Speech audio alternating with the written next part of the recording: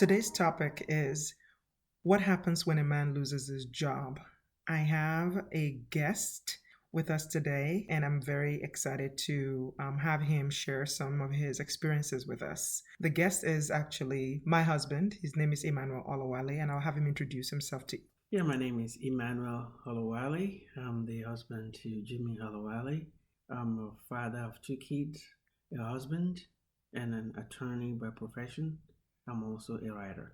Well, thank you for that. I just want you to share with our audience today because, we have men and women listening to the podcast. So I just want to make sure that we're able to capture everyone's experiences. I'd like you to share your experience with the audience about losing a job and how it impacted you. It's funny because this story is our story, but it would be nice to hear it from you, your perspective. Yeah, I remember, I think I lost my job exactly a week after we got married. I was, looking forward to coming back to work, recovering all the money I've spent getting married, only to get back to the office. And I was informed that I've been terminated while I was away. My initial reaction was that of shock because I wasn't expecting it. I was expecting them to congratulate me and usher me in with lots of joy and welcome. And I was very shocked to be let go like that. It didn't dampen my joy, but I was unhappy that that happened because I thought, well, okay, they let me go. I was going to find a new job as soon as possible. That was my outlook. But at the same time, I was extremely disappointed that something like that would happen just immediately after I got married. So it was like, what a way to start a married life. Yes, a lot of pressure, right? And I Yes. hadn't joined you yet, right? No, you haven't joined me yet because you were going to join me from England about a week after that. Coupled with the fact that when you come in, you will not be able to work. So there I was without a job, and you also coming to join me, you won't have a job. So the burden of providing for you and for me fell all on me. So losing that job at that particular time was, I'm not saying that it's a good time to lose a job, It's the worst but time to it's the lose a worst job. time to lose a job. I just think it's important that we make it clear to our audience our cultural background and our spiritual background and how this may or may not have impacted you during that time. So we are both from Nigeria and we're both born in Nigeria and we come from a culture where men are expected to take care of the financial responsibilities of the household. And also from a religious point of view, we come from a pretty conservative religious experience where the Bible refers to the idea that if you don't work, you shouldn't eat, and that a man should be able to provide for his family and also leave a legacy for his grandchildren. So, from this perspective, I just want to know, knowing that I'm coming to join you, you have no job. I have no prospect of getting a job for now because of my immigration status. How was that for you, taking all of the culture and religious experience into consideration? At that point in time, I wasn't actually thinking about the culture or the religious experience of it. It was more into my own attitude about work and Mm, providing for myself because I've been working since the age of 14. I've been living in the United States for 80 years at that time, and I've constantly been working two or three jobs. So I've never been someone who's lazy, and I've been taking care of myself. So for the first time now, losing a job, even without having someone else to take care of, because I have no one else to turn to. So it's a dangerous thing to happen to me. So coupled with the fact that now I'm married, I have someone else to take care of, and I don't have a job or a source of income, it was like a double blow. yeah, Because there have been times during when I was single too that I lost a job. I yeah, remember what I went through during those times, but I eventually recovered, found a job. yeah. But at that time, I wasn't responsible for anyone else. So you coming to join me and me losing that job and not having any cushion, Yeah. anyone to run to, or any other source of income was very devastating at that time. I can't even imagine. The reason I was asking about the cultural and religious part of it is do you think that that impacted the way that you felt about yourself as a man? No, I didn't. I don't think so. I think what indicted me was more my own sense of self responsibility. It's like internal drive kind of thing. Yes. Okay. So when the jobs didn't come as quickly, what was your thought process? I think it was a progression. There were times when I initially lost the job, I was sad. Then I would feel better that, okay, well, I'm going to find another job. Is that loss? Then I started sending resumes out. I was getting interviews. I was getting callbacks. So I was quite excited that, well, I'm going to find a job. But then all the interviews were coming back negative. I was receiving a lot of rejection letters. Then when weeks become months and everything I have, loans, credit cards, whatever I could spend were dwindling. That's when I now started getting extremely worried. In Mm. actual fact, I think I was very depressed. Oh, you used the word depressed. Yes. As a therapist, I can't help myself. Yeah, I was very depressed. I was unhappy. Tell the audience what depression felt like for you at the time. You lack the drive for doing the normal things that you normally would love to do, especially newly married couple. You are supposed to be enjoying your honeymoon, the time together. For a responsible man who has been driven by work and who is not used to laziness, you just don't have that drive for anything fun. Mm. You just want to fix the problem. Yeah. So it was an extremely difficult time. And for someone who's not used to asking other people for money or loan, or I have no recourse. Mm. So it was extremely a very dark period. Can you think back to that time when you were getting a lot of rejection letters and things weren't falling into place as it should, and tapping into those feelings of depression? Can you think about the things that were going through your mind? Maybe did your mood change? What were the things that you can look back now and go, oh, yeah, my headspace wasn't good at the time? The thing was that it's a little bit complicated at that time because even Okay. though I didn't have a job, I was also in my final year of law school, Mm. which is very intense because it's like I'm in my final year of law school. I still have to study like crazy, and at the same time, I don't have a job. So there was no room for me to really process all my Mm. feelings. Ah. So it's like I can't be too down because I still have to go to class. But I still felt like I still felt very sad. Yeah. And yeah, there were different kind of thoughts that would be going through your mind. I was thinking, was it even a good decision to get married at that time? Yeah. Maybe I should have waited and be fully set. You start having self-doubt. Some of these things, when it happens between married couple, you start thinking that maybe your spouse is part of the problem. What do you mean? I was thinking that maybe I should have waited longer Yeah. to be more fully settled Yeah. financially before getting married. So that way, to me, it's an abdication of responsibility.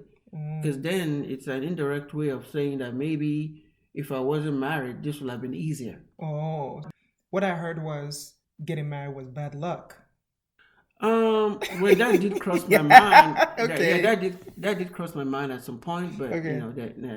it did cross my mind at some point because there will be so many crazy things that will be Yeah. going through your mind. Like I Yeah. said, an idle mind is the devil's workshop. So, okay, tell me about other crazy things that crossed your mind.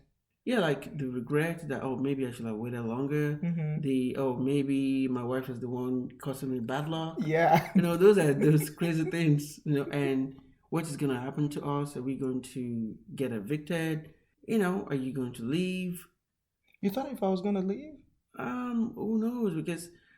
But it didn't get to that point because if you're not able to take care of yourself and I'm not able to take care of you, Yeah, I'll just go back to London. exactly, and maybe go look for a job there. Mm. And say maybe when things are let me go there and make money, then I'll come back. So you were having a lot of like internal dialogue or monologue with yourself, not just about the job, but even about the relationship. Yes. When you didn't have a job and the time kept passing, let me tell you what I noticed back then was that you were irritable. Yes. Would you say that you noticed that? Yes, because it's like a lot of stress. You want to share a little bit more with the audience what that means? Yeah, I guess when you are unhappy, when you're depressed, one of the ways that you do reflect that is being irritable. The little things get you hungry because all of a sudden you feel powerless. Oh. You're not in control of anything. Mm. When you don't even know what's going to happen tomorrow. And you have all this responsibility that you can't really take care of. Not because you don't want to, but circumstances are just preventing you from doing that. So it can make you really angry, especially in a relationship where the man loses, like it happened to us when you lose your job, the wife will be trying to cheer you up. Yeah. You So know, was I trying to cheer you up? yes, the wife might be trying to cheer you up, but at that point in time, you're not even seeing that. All you're Mm, just saying is that, you know what, just leave me be. They're trying to cheer you up can even set you, can even make you angry. makes you annoyed. Yeah, yes, because you're thinking, what is there to be happy about in this kind of situation? And all the platitude, like it's gonna get better, don't worry, to just fall on deaf ears. So who did you talk to when all of that was going on? I didn't talk to anybody. I talked to God. Okay. I didn't talk to anybody. It was just something I internalized because I felt like even if I tell people, what are they going to do? They're Mm, not going to offer me a job, and I'm not going to ask them for money, even though I have friends around me at that time. None of them knew what was going on because I just felt like they can't solve my problem. how come you didn't feel like you could talk to anyone about what was going on with you? I guess maybe that's just the way I'm used to because I'm used to taking care of myself for a long time. Oh, you're hitting something right Yeah, now. This is going to resonate with a lot of men. I'm used to fending for myself, not asking anybody for anything. It's either sink or swim. I have to fix it. So that was one of the things that it didn't even cross my mind to tell anyone. Yeah. Unless, if I knew, maybe if I knew someone who might be able to help me, I probably would have told them, oh, well, I'm looking for a job or things like that, or this is what I'm going through. But all the people that I have surrounding me at that time, they were also either doing their PhD or also in law school. And most of the people that I know that are my friends, they're not married. Some of them are not even working. Oh, So they might not even know what it is. Some of them are living on student loans yeah. or getting money from their parents. So really, I have no one I think will actually understand me to talk to. So, in essence, what I'm hearing you say is that when you thought about the idea of talking to someone, in your mind, if the person you're going to talk to isn't going to solve the problem, so for you, it's about solution. It's not about sharing just for the sake of sharing. Like, I want to find someone to share my heart with, to share my emotions with, to share my feelings with. For you, the way that your brain works is if I'm going to share this with someone, they have to be able to solve it. And if I look around and I don't have anyone that has a potential to solve it, then there's no point in me sharing. Exactly. That is such a way that men think, right? I think a lot of men do this where they're so solution focused. Because it feels to me like you were very isolated at that time. Yeah, well, I guess in regards to that, yeah. I mean, like emotional isolation. When it comes to the job loss and the struggle, yes, because there's no way I could share that experience with. Yeah. Even though I had friends that we hang out and all that, we can talk about other stuff, but they didn't know what was But your going on. problems, yeah. Looking back on your experience, would you recommend that people or men or women internalize and just keep those emotions within them and not share it with anybody, especially if they don't feel like there's someone around them that can solve the problem? I think since I survived it, and I don't know if there are remnants of me not talking to anyone. I don't know if I still feel the after effect. I don't really know what to tell someone going through something like that because we're all wired differently. Some people, from the first day it happens, they will explain to the world. And things are also different now. Back in those days, there was no Facebook, there was no Instagram, there was no Twitter. These days, people have avenues or forum to share. I can't imagine you even today, let's say this had happened today, that you put that on a Facebook post, that you lost your job and all of those sort of internal battles you were having. I can't imagine you doing that on Facebook or Twitter. I think it's better if you have someone to share it with. At least you can go through that journey with that someone got your back. Mm-hmm. Hopefully they'll be able to solve the problem Yeah. or help you in going through it. Do you think it would have been helpful to have another man come alongside of you to just encourage you, check in on you, just to make sure that you're okay? Yeah, well, it's always good to have a source of support. But I think you're also very supportive. I'm not a man though. Yeah, but it doesn't necessarily have to be a man. As long as you have somebody to be that source of support. Well, I'm talking about like some of the internal dialogues that you were having, some of those really difficult, tough conversations because you never had those dialogues with me. you know? Yeah, I think so because in my line of practice now, I've encountered a lot of men that go through that. Me being able to share my story has been a source of help to them. Yeah, So let's say if I was able to find somebody then to talk to, yeah. and especially someone who has the wisdom or the experience to also encourage me, I think it would have been great because now I see, I counsel people who are going through similar situations. And after hearing my story, or even women too, they get encouraged and lift themselves up. So tell me about your experiences working with other people as an attorney, people that come into your office, sharing their experiences and how hard things are for them. How do you go about encouraging them? Their responses are always very encouraging, and sometimes they look at where you are right now and they just assume that life was handed to you on a platter of gold Mm. until you tell them, well, I've been in your shoes before, so this is not new. In fact, you've come to the right place. So when I tell them my story, how everything all went down, their spirits are lifted, they feel encouraged, and they feel like, well, this is just a phase. I'm going to pass, overcome it. What would you tell someone, a man, a woman, who is going through a really hard time, maybe similar to what we went through, or maybe their story is very, very different? They can't see the light. They really want to have hope, but they're really struggling. What would you tell them? I think while you're going through it, sometimes it's hard to see the light at the end of the tunnel because you're just wallowing in the difficulty of the current time. Don't just give up there. What you're going through right now is going to become a life lesson. And some of the lessons you will learn through those difficult times might become the foundation of better things to come. Because, for instance, now I'm grateful for that period. Although before that time I've never had such a difficult time, but I'm grateful that it did happen then because but for that incident, I don't know, maybe I'll be where I am right now Mm. because I learned a lot through that period of hardship. I learned how to be resilient, how to be disciplined, how to have faith, and how to just know that even though things might be bad, it will get better. And I also learned how to remain steadfast. I also learned that, when things are happening, especially in a marriage, don't think that your partner or your spouse is the problem. The problem is the problem, and both of you are in it together, and both of you will overcome it together. Because just as when you're successful, you don't isolate yourself or your spouse to say, well, I'm the success, they are the success. You feel successful together. The same thing happens when you're going through a tough time. You shouldn't isolate yourself or isolate your spouse. So, before we end the podcast, I've really appreciated this. What would you like to tell the men?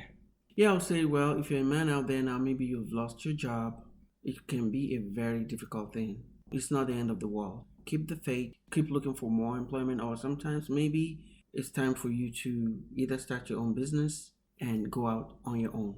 And if you're a woman out there, maybe your man has lost their job, you're thinking that they're being, maybe you're the one providing right now, and you think that your man is being unreasonable or being ungrateful or they're being angry over nothing. You have to understand that they are probably going through depression. And it's not that maybe they are ungrateful, they just feel emasculated. They just feel like they can't control what is going on. So, it might be best to just have them go see a therapist or a counselor if they can afford one, or be more understanding. Because during these times, too, I have to tell you the last thing on your mind is romance or sex. You might be thinking, oh my God, how come it's so distant? Well, the last thing on a responsible man's mind when there is no job is sex or romance. Well, okay. Well, I didn't know we were going to go all that way that far. But maybe we can save that for another day. What do you think? Maybe I should have you back to come and speak to my audience again. What do you think? Yeah. So this has been very good. So before you go, I can't let you go without you sharing a few things about what you do in your law practice and as well about your book. What's the name of your book? The Flavor Favor Quest for the American Dream, a memoir. You guys have to get it. It can be found on Amazon, right? It's on Amazon, it's on iTunes, it's on Barnes and Nobles, it's on Audible. It's on Audible too. Yes. And for your law practice, what is it called? It's called the Olawale Law Firm. We're a personal injury law firm, and we also do immigration law. What is personal injury? Slip and falls, and any form of negligence caused by someone else, sexual assault. So this is it for today. Thank you all for joining. Share this show with your friends. Subscribe. Follow me on Facebook at Jumi Olawale Counseling and Therapy, and on Instagram on Jumi Olawale, the therapist. Let me know what you think about today's topic. And also, if there are other topics that you want to hear about, you can also email me at jumiolawale.com. That is it for today. Thank you so much for joining. Thank you for listening, and see you next time.